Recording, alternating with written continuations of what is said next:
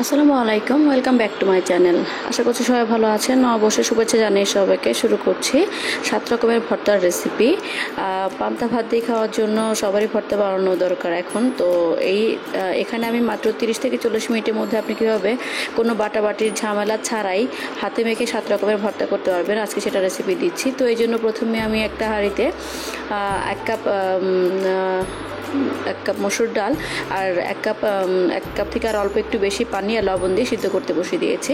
আর এখানে আমি 5টা টমেটোকে লবণ আর সরিষার তেল দিয়ে অন্য পাশে এটাকে আমি একদম পোড়া পোড়া করে এটা যে জুসটা বের হবে সেটা শুকানো পর্যন্ত খুব ভালো করে সিদ্ধ করে নিব এবং অবশ্যই এক্সট্রা পানিটাকে শুকিয়ে ফেলবো চুলার মধ্যেই, কারণ তাহলে আর টমেটোর ভর্তাটা খুব বেশি পাতলা হবে না এবং অবশ্যই একটু পোড়া পোড়া করতে হবে, তাহলে স্মেলটা খুব ভালো আসবে।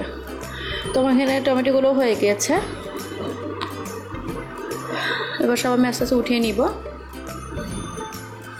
অন্য একটা ফ্রাই প্যানে আমি এখন কিছুটা অল্প করে তেলের মধ্যে অনেকগুলো শুকনো লাল মরিচ ভেজে নিচ্ছি। অল্প আছে, খুব ভালো করে নেড়েচেড়ে ভাজতে হবে যেন কালো হয়ে না যায়, কিন্তু খুব মচমচে করে ভাজা হয়, তাহলে কিন্তু ভর্তার রং নষ্ট হয়ে যাবে যদি এটা পুরো কালো হয়ে যায়। সো অবশ্যই সবসময় একটু বেশি বেশি নাড়ার মধ্যে রাখতে হবে। আর এদিকে আমি একটা মরিচগুলো হয়ে যাওয়ার পর সেই একই তেলে একটা বড় রসুনের কোয়া খুলে সেটাকে আমি খোসাগুলো ফেলিনি, এমনিতেই সেই তেলের মধ্যে ফ্রাই করে নিব। এতে করে খোসাটা যদিও একটু কালার চেঞ্জ হয়ে যাবে, কিন্তু ভেতরে রসুনটা সিদ্ধ হয়ে যাবে, কিন্তু কালারটা নষ্ট হবে না।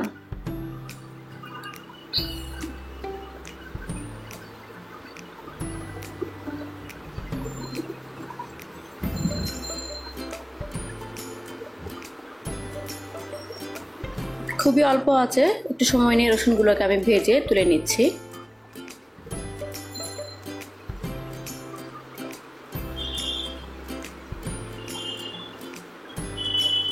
রসুনগুলো হয়ে গেলে পরে আমি কাঁচামরিচের একটা মাখা ভর্তা বানাবো, সেই জন্য আর শুটকি ভর্তা, এই জন্য আমি বেশ কিছু কাঁচামরিচ তেল ছাড়া একটা ফ্রাই প্যানে, এটাও আমি খুব অল্প আছে বেশ কিছুক্ষণ সময় নিয়ে ও নেড়ে চেড়ে ভালো করে একটু ভেজে নিব। এখানে কিন্তু তেল দেওয়া যাবে না, তেল ছাড়াই এই মরিচগুলোকে একটু ভাজা ভাজা করে নিতে হবে যেন মরিচটা সিদ্ধ হয়ে যায়।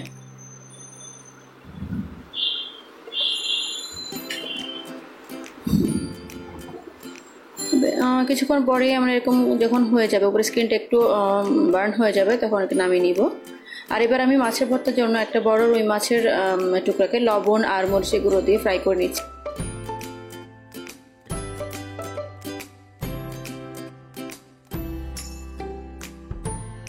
তো এই জন্য আমি অল্প করেই বানাবো, খুব অল্প আছে এবং অল্প তেলে মাছটাকে খুব সুন্দর করে ভাজা ভাজা করে নিতে হবে এবং অনেক সময় নিয়ে ভাজতে হবে। মাছটা ভাজা হয়ে গেলে পরে আমি কিছু শুটকি এখানে বেশ কয়েক রকমের শুটকি রয়েছে, পুঁটি মাছ, ছোট ছোট চাদা মাছ, এরকম বেশ কয়েক রকমের ছোট ছোট মাছ রয়েছে। এটাকে খুব ভালো করে ফ্রাই করে নিতে হবে, অল্প আছে। তো ভালো করে ভাজা হয়ে গেলে মাথা কাটা সব কিছু ফেলে দিয়ে খুব ভালো করে ক্লিন করে তারপর আমি ফিরে আসছি।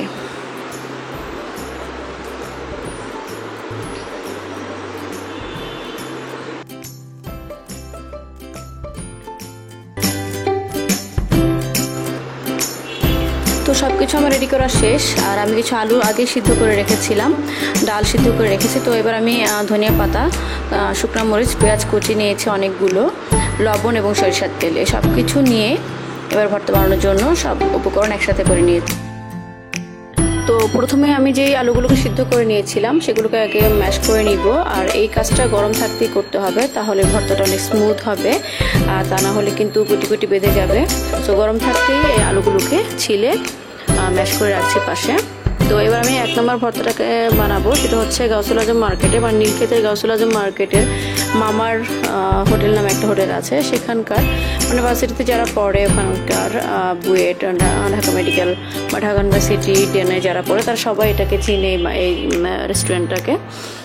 তো সেখানে একটা মাখা ভর্তা দেওয়া হয়, পেঁয়াজ আর শুকনো মরিচ, সরিষার তেল। তো আমি সেটাকে বানানোর চেষ্টা করছি এখানে, আর প্রচণ্ড মজা হয় এই ভর্তাটা, আর পান্তা ভাতের সাথে আসলে এটার কোনো তুলনা হয় না।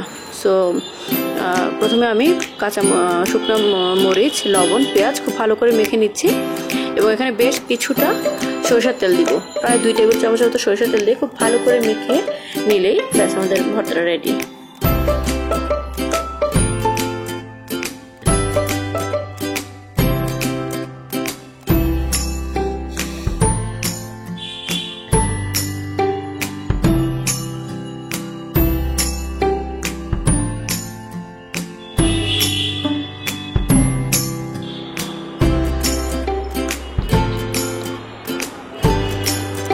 ভর্তাটা বানানো শেষ হয়ে গিয়েছে। এবার এটাকে আমি সার্ভিং ডিশে নিয়ে নিব।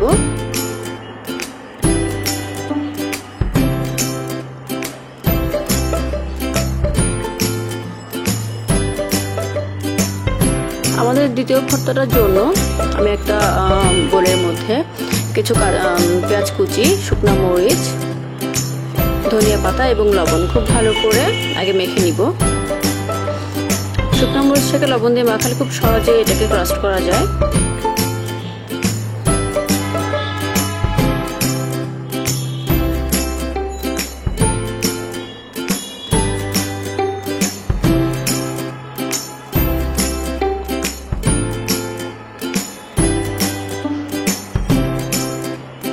সবকিছু খুব ভালো করে মাখিয়ে নিতে হবে। আর আমি কিন্তু এখানে হ্যান্ড গ্লাভস ইউজ করছি, কারণ আমার হাতের স্কিন অনেক পাতলা। তো আর শুকনো মরিচের ভর্তা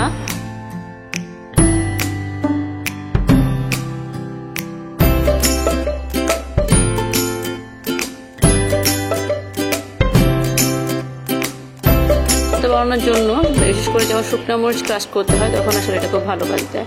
তো আমি এবারে এটার মধ্যে আমাদের সেই মাখানোর মধ্যে যে পটেটো ইয়েগুলো আলুগুলোকে ম্যাশ করে রেখেছিলাম সেগুলোকে এবার মিশিয়ে নিব, খুব ভালো করে রেখে নিব।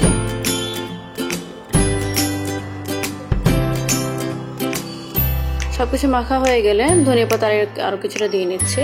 ব্যাস আমাদের 2 নম্বর ভর্তাটাও রেডি হয়ে গেল।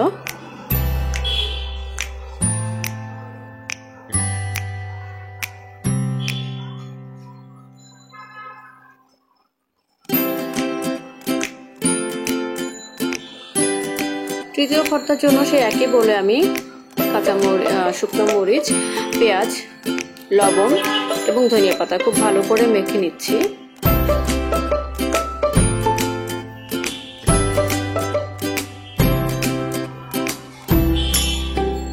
তার মধ্যে দিচ্ছি আমি যে ফ্রাই করে রেখেছিলাম রসুনের কোয়াগুলো, সেগুলোকে আমি এবার খোসা ছাড়িয়ে নিয়ে খুব সহজে এটা মিশে যাবে। সুন্দর করে সিদ্ধ হয়ে গিয়েছে সেই রসুনগুলোকে এবার আমি মাখানো পেঁয়াজ এবং ধনিয়া পাতা এবং শুকনো মরিচের সাথে মেখে নিচ্ছি। এবং যে টমেটোগুলোকে আমি আগে পোড়া পোড়া করে ভেজে নিয়েছিলাম সেগুলোকে এবার খোসাটা ছাড়িয়ে এবং মুখে দিয়ে শক্ত অংশটাকে ছাড়িয়ে নিয়ে মেখে নিচ্ছি।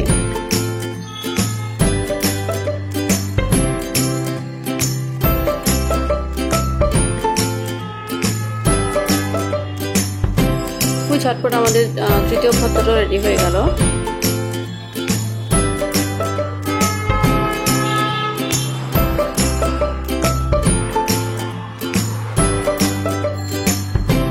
এবার আমি মাছের ভর্তাটা বানাবো, সেজন্য মাছটাকে আগে কাটা ছাড়িয়ে নিতে হচ্ছে। আর এটা যে কোনো মাছ দিয়ে করা যায়, তবে কাটা কম আছে এরকম মাছ দিয়ে বানাতে একটু সুবিধা হয়। এবং রুই মাছটা একটু বড় রুই মাছ হলে ভর্তাটা বেশ মজা হয়।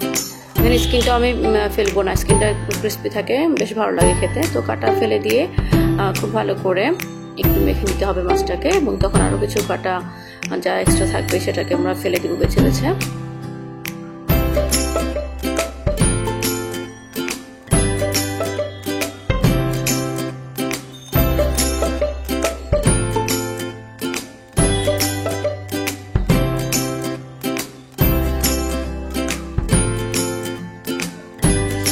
এখানে আমি দিচ্ছি 2 কোয়া রসুন দিচ্ছি, ফ্রাই করে রাখা রসুন। এটা তেলে ফ্রাই করা বলে কিন্তু অনেক সুন্দর একটা স্মেল হবে।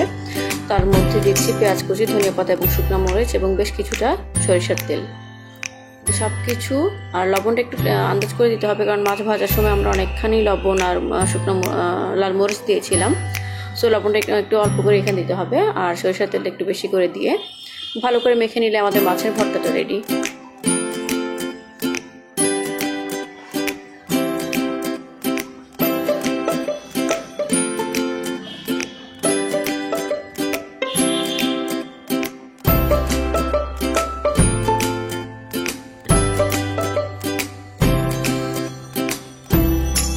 আমাদের ফোর্থ ভর্তাও শেষ হয়ে গিয়েছে বানানো।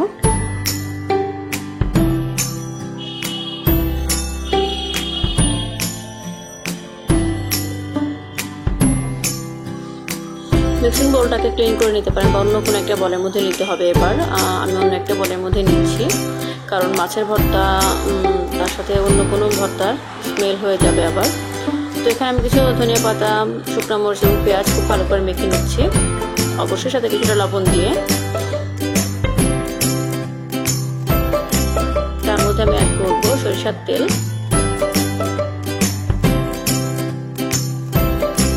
ভালো করে মাখা হয়ে গেলে এখানে আমরা যে ডালটা সিদ্ধ করে রেখেছিলাম লবণ দিয়ে, সেই ডালটাকে অ্যাড করে দিব। ডালটা কিন্তু খুব সুন্দর ঝরঝরে করে সিদ্ধ করেছি, সিদ্ধ হয়েছে পারফেক্ট, কিন্তু কোনো পানি ছিল না।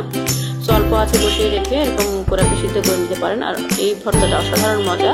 এটা আসলে পান্তা ভাত দিয়ে খাওয়ার জন্য বলে আমি এখানে সরষের তেল দিয়েছি। যদি গরম ভাত দিয়ে খাওয়ার ইচ্ছে থাকে তাহলে আপনি এখানে ঘি অ্যাড করতে পারেন, তখন আরও অনেক বেশি মজা হয়।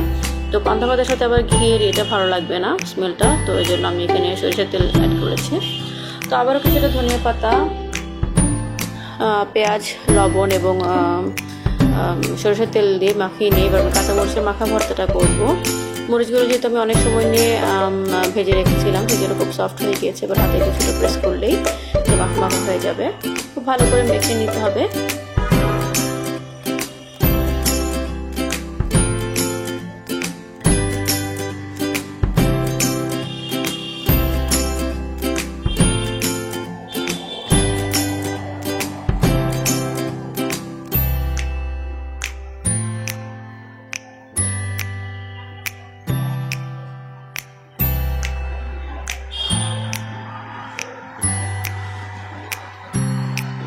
আর এই মরিচের ভর্তাগুলো অবশ্যই হাতে গ্লাভস পরে বানানোর চেষ্টা করবেন, তা না হলে পরে হাত অনেক জ্বালা করবে। তো আমার সবটা মরিচ যখন খুব ভালো করে পেঁয়াজের সাথে ধনিয়া পাতার সাথে মিশিয়ে আমি ভালো করে মাখিয়ে নিব, তারপর আমি এখানে ছোটো এক টুকরা লেবু আর 3 কোয়া রসুন, ফ্রাই করে রাখা রসুনকে অ্যাড করবো। প্রথমে রসুনটাকে ভালো করে ম্যাশ করে মিশিয়ে নিচ্ছি।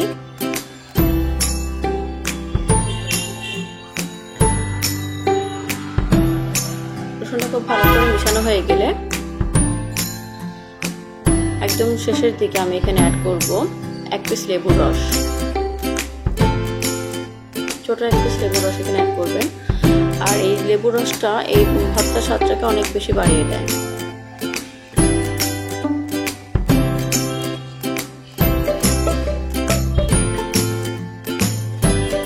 আমার কাঁচামরিচের মাখা ভর্তাটা রেডি হয়ে গেছে। এবার আমি শুটকির ভর্তাটাকে বানাবো, আর এই জন্য আমার এখন একটু ব্লেন্ডার ইউজ করতে হবে। ব্লেন্ডার প্রথমে শুটকিগুলোকে নিয়ে নিচ্ছি। আমি কিন্তু খুব ভালো করে পানিতে ধুয়ে নিয়েছি, উপরের খোসা, তারপর যেই মাথাগুলোকে মনে হয়েছে যে মানে এগুলো তিতা লাগবে সেগুলোকে সব ফেলে টেলে দিয়ে, চারপাশের যে কাঁটাগুলো সব ফেলে দিয়ে বের করে নিয়েছি। তার মধ্যে ভেজে রাখা কাঁচামরিচ, লবণ, ধনিয়া পাতা এবং পেঁয়াজ এসব কিছু দিয়ে ব্লেন্ড করে নিলেই বের হয়ে যাবে আমাদের খুব মজাদার শুটকির ভর্তা। আর আমার যে ফ্রাই করে রাখা রসুনগুলো ছিল 4 থেকে 5 কোয়া আমি এখানে রসুন অ্যাড করেছি।